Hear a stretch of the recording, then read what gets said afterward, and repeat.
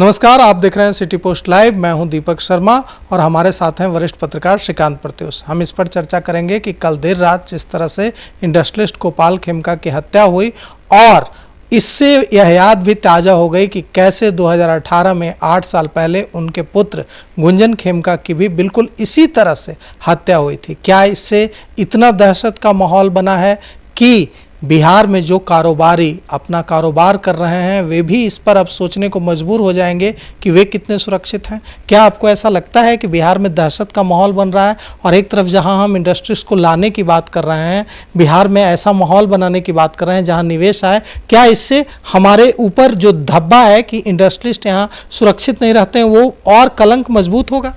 देखिए दीपक, ये तो सच है कि लालू जी राबड़ी जी के शासनकाल में अपराध चरम पर था।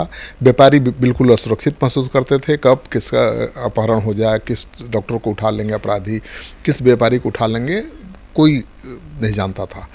तो इसी कारण से बदनाम था और हाई कोर्ट ने अपने एक फैसले में कमेंट कर दिया कि भाई यहाँ तो जंगल राज है और आज तक उसी जंगल राज के टिप्पणी को विपक्ष भुना रहा है। आप देख ही रहे हैं, सत्ताधारी दल के लोग जंगल राज की दुहाई दे करके तेजस्वी यादव की राह में रोड़ा पैदा कर रहे हैं, अड़चन पैदा कर रहे हैं। और अभी नीतीश कुमार का तो यूएसपी ही सुशासन है। सत्ता में आने के 3 महीने के अंदर उन्होंने नकेल कस दी, एकदम मैसेज गया कि भाई अब अपराधियों की खैर नहीं है और 3 महीने में माहौल बदल गया।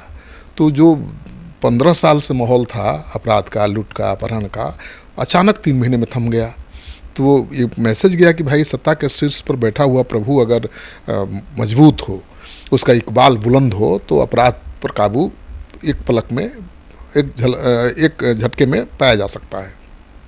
लेकिन अभी हाल के दिनों में जिस तरह से अपराध की घटनाएं बढ़ रही हैं और बड़े बड़े व्यापारियों को, अधिकारियों को, नेताओं को निशाना बनाया जा रहा है, उससे चिंता स्वाभाविक बढ़ गई है। क्योंकि तेजस्वी यादव तो अब अपराध को लेकर ही सुशासन सरकार की घेराबंदी कर रहे हैं। देखिए अजीब बात है कि जिस जंगल राज की दुहाई देता है एनडीए, उसी जंगल राज की दुहाई अब तेजस्वी यादव दे रहे हैं।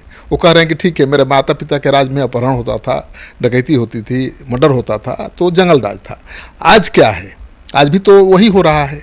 बड़े बड़े व्यापारियों को मारा जा रहा है, नेता सुरक्षित नहीं है, उनसे धमकी दी जा रही है, उनसे रंगदारी मांगी जा रही है। ये कौन सा मंगल राज है?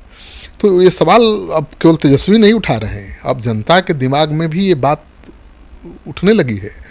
अब ये सवाल उठने लगे हैं कि क्या फिर से हम असुरक्षित हो गए? क्या फिर से बिहार में अब व्यापारियों के लिए अच्छा माहौल नहीं है? गोपाल खेमका एक बड़े इंडस्ट्रियलिस्ट थे, मगध हॉस्पिटल के वो मालिक थे और हाजीपुर इंडस्ट्रियल एरिया में उनका एक फैक्ट्री थी और वहाँ ही उनके बेटे की हत्या हुई थी। गुंजन खेमका एकदम नौजवान लड़का, बहुत सीधा शांत, ये भी नहीं कि कोई उदंड रंगदार, ऐसा नहीं, बिल्कुल सीधा शांत स्वभाव का लड़का था। उसकी दिन दहाड़े हत्या हो गई 8 साल पहले और अब पिता की हत्या हो गई राजधानी पटना में। बिल्कुल उसी तरह, उसी पैटर्न पर हत्या हुई और राजधानी पटना में भाई गांधी मैदान से कुछ फरलांग की दूरी पर, 200-300 मीटर डीएम आवास के कुछ दूरी पर शूट आउट हो गया। तो ये तो भाई हिला देने वाली खबर है और ये पहली वारदात थोड़े है, इसके पहले भी छोटे बड़े कितने व्यापारियों की हत्या हो गई है और कई नेताओं को धमकी मिल चुकी है, कई नेता भी मारे जा रहे हैं। तो जब स्थानीय स्तर के नेता मारे जाते हैं तो माना जाता है कि चुनावी रंजिश है, आपसी रंजिश है। लेकिन गोपाल खेमका जैसे बड़े इंडस्ट्रियलिस्ट की हत्या होना तो बहुत बड़ा सवाल पैदा करता है, कारण चाहे जो भी हो। अभी तो कोई गिरफ्तार भी नहीं हुआ है। तो इस घटना ने पूरे बिहार को हिला कर रख दिया। गुंजन खेमका को आपने, क्योंकि जब हत्या हुई होगी तो उस समय आपने कवर किया होगा उस मामले को, तो उस मामले में क्या खुलासा हुआ? किसने हत्या करवाई थी? कितने लोगों की गिरफ्तारी हुई? अब देखिए वो 8 साल 10 साल पुरानी बात है, 10 साल से भी ज़्यादा मुझे लगता है पुरानी बात। 2018 का है, 8-9 साल हुआ। 8 साल हो गया, तो मुझे उतनी बात याद नहीं है। लेकिन उस हत्या ने भी हिला दिया था लोगों को, क्योंकि एक बड़े व्यापारी के पुत्र की हत्या हुई थी और उसमें भी लगभग आधे दर्जन अपराधी तुरंत गिरफ्तार भी हुए थे। लेकिन कोर्ट में मामला गया, क्या हुआ, सजा हुई या नहीं। एक चीज़ आई थी, एक बात कि उस समय एडीजे कुंदन कृष्णन, अभी एडीजे हैं, उस समय भी कुंदन कृष्णन उस मामले को देख रहे थे और बतौर सीनियर आईपीएस अधिकारी, और उस समय उन्होंने कहा था कि बेऊर जेल से इसकी साजिश रची गई। हाँ बिल्कुल, उनके बेटे गोपाल खेमका के बेटे की हत्या के साजिश के तार बेऊर जेल से जुड़े हुए थे। और आपको पता ही है कि बेऊर जेल से अपराधी मोबाइल फ़ोन के जरिए अपना गैंग ऑपरेट करते हैं, कोई नई बात तो है नहीं। आए दिन छापेमारी भी होती है और मोबाइल फ़ोन और आपत्तिजनक चीज़ें भी बरामद होती हैं। तो पहले तो अपराधी जेल से घर खाना खाने चले जाते थे, जेल से मसाज पार्लर में चले जाते थे, जेल से अपने क्षेत्र में चुनाव प्रचार करने चले जाते थे, जेल से हॉस्पिटल जाते थे और वहाँ पर अपने मनोरंजन के लिए बाई जी को नचाते थे। तो एक कैदी के हाथ में, एक बाहुबली विधायक के हाथ में AK-47 हो और बाई जी को नचा रहा हो कैदी वार्ड में, तो कैसी तस्वीर लगेगी। तो ऐसी तस्वीर तो अभी सामने नहीं आई है, लेकिन ये जो तस्वीर आ रही है ये भी चिंता बढ़ाने वाली है। अब वो भी तस्वीर सामने आ सकती है। अब भाई अपराधी कोई जेल में है और वो बाहर आ जाए, आपके घर पर आ जाए, तो आपको कितना डर होगा। वो तो आपको हत्या कर देगा, कोई मुकदमा ही नहीं चलेगा। आपकी हत्या करेगा फिर जेल में जाएगा, ऑन रिकॉर्ड तो जेल में है, उस पर हत्या का मुकदमा कैसे चलेगा। अपराधी मसाज पार्लर में है, वहीं किसी से नोक झोंक होगी, ठोक देगा, फिर चल जाएगा जेल। कौन कानून के तहत उसको सज़ा दिलाइएगा। तो ये माहौल था उस समय।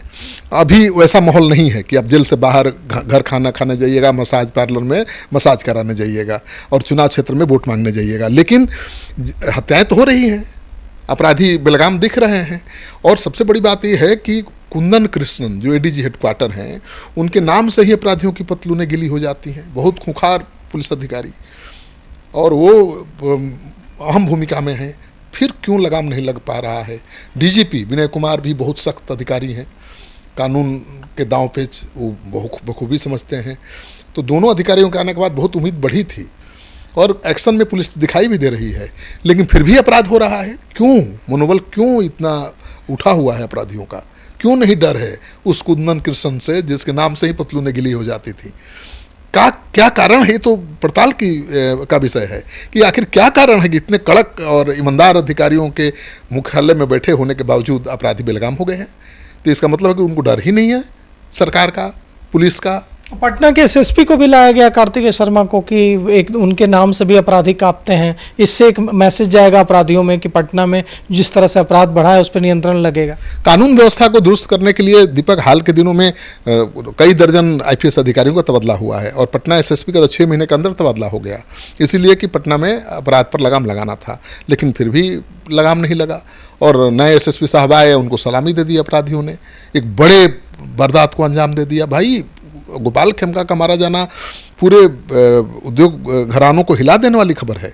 व्यापारी एकदम दहशत में हैं और वो सवाल कर रहे हैं कि क्या फिर वही आ गया 90 का दशक, जहाँ कोई सुरक्षित नहीं था, जहाँ जान माल की कोई गारंटी नहीं थी। तो ऐसा माहौल रहेगा तो व्यापारी फिर भागने लगेंगे।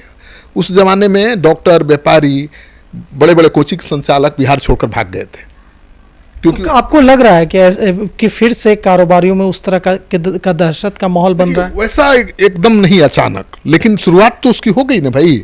अगर इसी तरह से व्यापारी मारे जाएंगे, बड़े बड़े व्यापारी मारे जाएंगे, और तो माहौल तो बनेगा, डर तो पैदा होगा। तो एक तरफ तो हम लोग बात कर रहे हैं ना कि हम लोगों को कारोबार को लाना है, बिहार को सपनों का बिहार बनाना है, जहां 12,000 की नौकरी करने के लिए, 15,000 की नौकरी करने के लिए किसी को दूसरे राज्यों में जाकर अपमान न झेलना पड़े। और ऐसे में कैसे वो बिहार बनेगा? नहीं, ऐसे में नहीं बनेगा। सबसे बड़ी चुनौती है कानून व्यवस्था को दुरुस्त करना। कानून व्यवस्था दुरुस्त रहेगा दीपक, तो अपने आप बहुत चीज़ें ठीक हो जाती हैं। कारोबारी अपना कारोबार खुद कर लेंगे, ठीक है, इंडस्ट्रियलिस्ट अपना इंडस्ट्री खुद लगा लेंगे। उनको डर नहीं होना चाहिए, उनके जान माल को, उनके बच्चों की चिंता नहीं होनी चाहिए उन्हें कि हमारे बच्चे को कोई उठा लेगा, हमारे फैक्ट्री में कोई आकर घुस कर गोली मार देगा। तो ये डर नहीं हो तो राज्य अपने आप आगे बढ़ता है। और नीतीश कुमार के सुशासन में यही हुआ ना कि जो उद्योगपति, जो व्यापारी, जो डॉक्टर बाहर भाग गए थे, उनकी वापसी हुई है। लेकिन अब फिर से उनकी हत्या होने लगेगी, फिर से उनसे रंगदारी की मांग की जाने लगेगी, पुलिस लाचार और बेबस नजर आएगी, तो फिर तो वही माहौल हो जाएगा। अभी वैसा माहौल नहीं है, लेकिन उसी तरफ बिहार बढ़ रहा है। और ये सवाल उठ रहा है जहन में कि भाई इतना अपराध क्यों बढ़ रहा है? नीतीश कुमार के शासन में अपराधी बेलगाम कैसे हो गया अचानक? क्या कारण है? सरकार के इकबाल को लेकर सवाल उठेगा ना भाई। तो तेजस्वी यादव उठा रहे हैं। अब जिस अपराध को, जिस जंगल राज को लेकर आप तेजस्वी यादव को घेरना चाहते हैं, वही अपराध अब आपके खिलाफ मुद्दा बन गया है। तेजस्वी यादव उसी बढ़ते अपराध को मुद्दा बनाकर आपके खिलाफ अभियान चला रहे हैं। रोज़ क्राइम बुलेटिन जारी कर रहे हैं, रोज़ गिना रहे हैं कि कितने व्यापारी मारे गए, कितने नेता मारे गए। तो ये चुनौती है नीतीश कुमार की, और मुझे लगता है कि नीतीश कुमार की यूएसपी है लॉ एंड ऑर्डर, सुशासन, इसको बचाना बहुत ज़रूरी है अगर एनडीए को चुनाव जीतना है।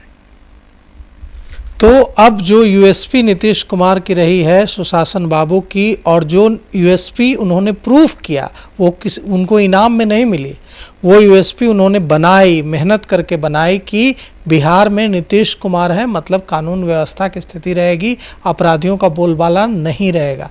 अब वो यूएसपी दरकती दिख रही है। इस तरह की, जिस तरह गोपाल खेमका की हत्या हुई, जिस तरह हाल के दिनों में अपराध बढ़े हैं, उससे विश्वास हिला है, शासन का इकबाल कमज़ोर हुआ है।